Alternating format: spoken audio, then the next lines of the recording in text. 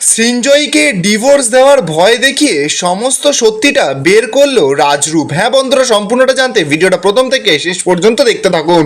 ধারাবাহিকের শুরুতে দেখা যাচ্ছে যে বিদ্যা তো কলেজে চলে গেছে। প্রফেসর পূর্বাশা এবার বিদ্যাকে দেখে বিদ্যাকে বলছে যে হঠাৎ এই কলেজে প্রফেসর বিদ্যা ব্যানার্জি কারোর কি অ্যাডমিশন করাতে নাকি?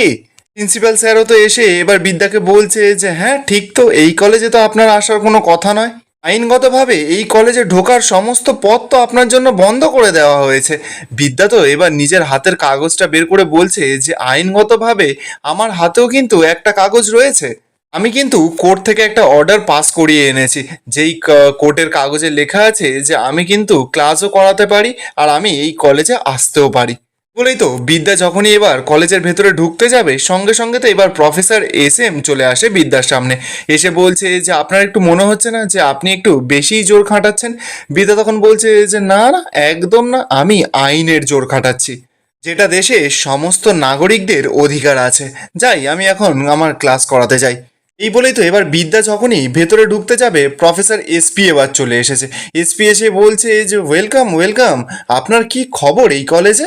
বিদ্যা তখন বলছে যে প্রফেসর এসপি, আমি না কোর্ট থেকে অর্ডার নিয়ে এসেছি, যেই অর্ডার কিন্তু পরিষ্কারভাবে বলছে যে আমি এই কলেজে কলেজে পড়াতেও পারবো আর অধ্যাপিকা হয়ে থাকতেও পারবো। প্রিন্সিপাল তখন এসে বলছে যে আর আমি যদি ঢুকতে না দিই? বিদ্যা তখন সরাসরি প্রিন্সিপাল স্যারকে বলছে যে আপনি তো ভালো করেই জানেন যে এই বিদ্যার একটা বদনাম আছে। আমার শিরদাঁড়াটা কিন্তু একদম সোজা, আর আপনাদের মতন যে সরীসৃপগুলো আছে না, তারা মাটিতে বুক ঠেকিয়ে চলে। আর আমার মতন যাদের শিরদাঁড়া সোজা, তারা না মাথা উঁচু করে চলে। তাই ভুল করেও আমার সঙ্গে এটা করতে যাবেন না। বিদ্যা তো এবার ওকে প্রফেসর প্রিন্সিপাল স্যারকে বলছে যে আপনার যে শরীরের হাড়গোড়গুলো আছে না, সেগুলো ভেঙে গেলে আর কোনোদিনও কোনো খোঁজ ফোঁজ পাবেন না।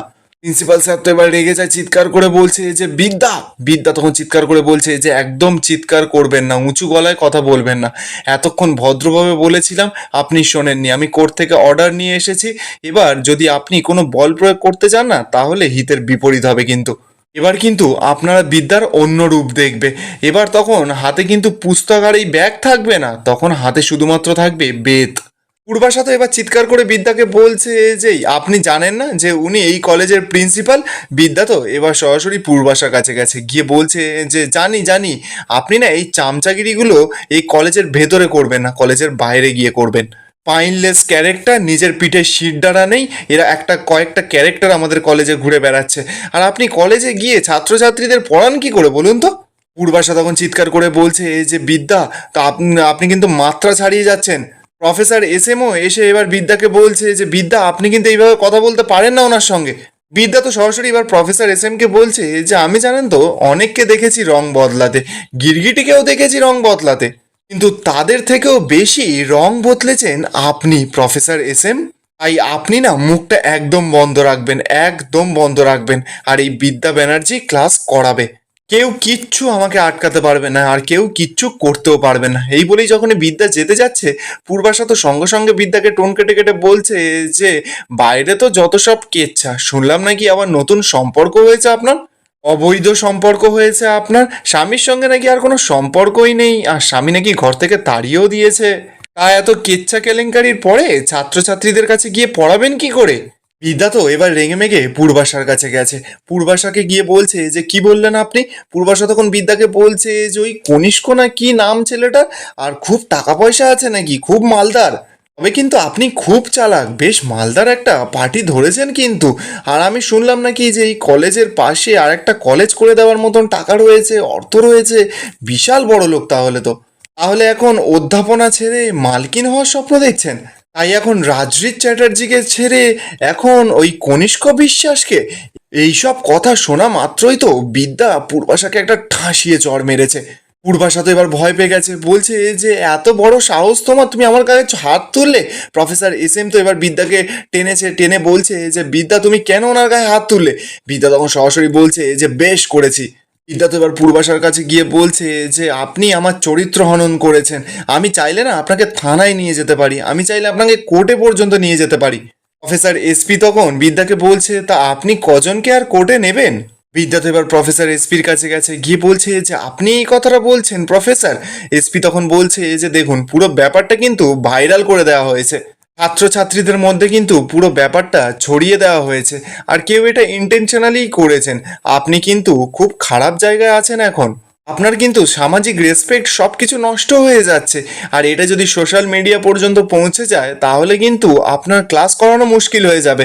যদিও আপনার হাতে একটা কোর্ট অর্ডার আছে, তাও কিন্তু এদের সঙ্গে লড়াই করে আপনি পারবেন না, একদম পারবেন না। বিদ্যা তখন সরাসরি বলছে যে লড়াই তো আমি করবই, দেখি না আমাকে কে আটকায়। এই বলেই তো বিদ্যা যখনই যেতে যাবে, পূর্বাশা তখন চিৎকার করে বিদ্যাকে বলছে যে এই থাপ্পড়টার কথা কিন্তু আমি মাথায় রাখবো। বিদ্যা তখন সরাসরি বলছে যে হ্যাঁ, মাথায় রাখবেন। কখনো কোনো মহিলাকে এইসব ধরনের কথা বলার আগে একবার এই কথাটা, চটটার কথা মাথায় রাখবেন। এবার তো বিদ্যা ওখান থেকে চলে যায়। প্রিন্সিপাল স্যার এবার সকলকে বলছে যে ও কিন্তু আগের থেকে অনেক সাংঘাতিক হয়ে আবার কলেজে ফিরে এসেছে। পূর্বাশা তখন বলছে যে কোনো লাভ নেই, ওর গায়ে যদি গন্ডারের চামড়া না হয় তাহলে ও এই কলেজ থেকে ঠিক চলে যাবে। এখন ওই একটাই ট্রাম্প কার্ড, সেটা হলো কনিষ্ক বিশ্বাস। অপরদিকে দেখা যাচ্ছে যে খাবার টেবিলে তো সকলে খেতে বসেছে। রূপ এবার সকলকে জিজ্ঞাসা করছে যে আমি কি একটা প্রশ্ন করতে পারি। সৃঞ্জয়ী তখন সোজাসুজি রূপকে বলছে যে দেখো, খাবার টেবিলে এমন কোনো প্রশ্ন করো না যাতে খাবারটা পুরো ভণ্ড হয়ে যায়, যাতে সিচুয়েশনটা কিন্তু আরো কমপ্লিকেটেড না হয়ে যায়। রূপ তখন বলছে সিচুয়েশন তো এমনিতেই কমপ্লিকেটেড হয়ে আছে। প্রীতি তখন বলছে যে কি হয়েছে কাকাই, তুমি খোলাখুলি ভাবে একটু বলো না। রূপ তখন বলছে যে কি হয়েছে শুনবি তোরা। ওরা কিন্তু সকলে জানি যে কি হয়েছিল আসলে, কিন্তু আমার সামনে একটা পর্দার আড়াল করে রাখা হয়েছিল। বাবু তো নাটক করছে, বলছে যে কি বলতে চাইছিসটা কি তুই।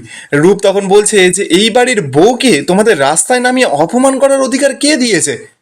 বাবু তখন চিৎকার করে বলছে যে কি বলতে চাইছিসটা কি তুই। রূপ তখন বলছে যে এই যে তোমরা সকলে মিলে অপমান করেছো, তোমরা সকলে মিলে অপমান করেছো, সৃঞ্জয়ী অপমান করেছে, এই বাড়ির সকলে অপমান করেছে, কলেজের সকলে অপমান করেছে। তুমি জানো আজকে কলেজে একটা কেওয়াস হয়েছে, তোমরা কি করতে চাইছো। এবার তো সেখানে রাজজিৎ এসেছে। রাজজিৎ আসতেই রূপ রাজজিৎকে বলছে যে রাজজিৎ তুই এসেছিস, বস টেবিলে বসে এবার খা, আর তুই প্রমাণ করে দে যে তুই তোর স্ত্রীকে ছাড়া, বউকে ছাড়া খুব ভালো চলতে পারিস। কে বিদ্যা, কে এইসব বিদ্যা ফিদ্যা কে, তার তো চরিত্রে প্রবলেম আছে। কি আমি ঠিক বলছি তো, চরিত্রে প্রবলেম আছে তো। সে একজন অন্য পুরুষের সাথে নাকি সংসার পেতেছে, গাড়িতে করে তাকে বাড়িতে নিয়ে আসছে, কফি শপে দেখা করছে, রিং দিচ্ছে, কি তাই তো আমি ভুল বলছি। রাজজিৎ তখন বলছে যে প্লিজ কাকাই এখন না এসব নিয়ে সিন ক্রিয়েট করো না। রূপ তো এবার খুব রেগে গেছে, টেবিল চাপড়ে বলছে যে আমি সিন ক্রিয়েট করবো। রাজবাবু তো এবার রাজরূপকে বলছে যে রূপ তুই কি ম্যানাস ফ্যানাস সব ভুলে গেছিস, এই তোর না পোষালে তুই খাবার টেবিল ছেড়ে উঠে যা, তোর খেতে হবে না এখানে এই খাবার টেবিলে, দরকার পড়লে আমি হাঁড়ি আলাদা করে দেবো, কিন্তু তুই এইভাবে আমার ছেলের সঙ্গে চিৎকার করে কথা বলতে পারিস না তুই। রূপ তখন বলছে যে তোমার ছেলের সঙ্গে কিন্তু এইভাবে কথা বলার অধিকার আমার আছে। রাজদেববাবু তখন বলছে যে না, তোর কোনো অধিকার নেই। রাজরূপের তো এবার কথাটা শুনে খুব খারাপ লাগে। রুষা তো এবার সকলকে বলছে যে এইভাবে তোমরা খাবার টেবিলে সবসময় কেন ঝামেলা করো বলো তো। সৃঞ্জয়ী এবার রাজরূপকে বলছে যে আচ্ছা তুমি একটু কথা বলাটা বন্ধ করো না। রাজরূপ তখন চিৎকার করে বলছে যে না, আমি কোনো প্রয়োজন দেখছি না যে কথা বন্ধ করা। ও এই বাড়ির বউ, আর ও এখনো সিঁথিতে সিঁদুর পরে, আর ওর স্বামীর নাম রাজরিত চ্যাটার্জি। এই বাড়ির বউয়ের নামে কেচ্ছা রটানো হচ্ছে, আর আমি পুরোপুরি শিওর যে এই সমস্ত কিছু কাণ্ডর পেছনে তুমি আছো, মানে সৃঞ্জয়ীকে বলছে। সৃঞ্জয়ী তো এবার কথাটা শুনে ঘাবড়ে যায়, আর এখানেই আজকের এপিসোডটা শেষ হয়ে যায়। আপনাদের কি মনে হচ্ছে, শেষমেশ কি রাজরুবি সৃঞ্জয়ীর মুখোশটা সকলের সামনে টেনে খুলে দেবে? কমেন্টে আপনাদের মতামত অবশ্যই জানাবেন, আর ভিডিওটা ভালো লেগে থাকলে চ্যানেলটা একটা সাবস্ক্রাইব করে যেতে ভুলবেন না।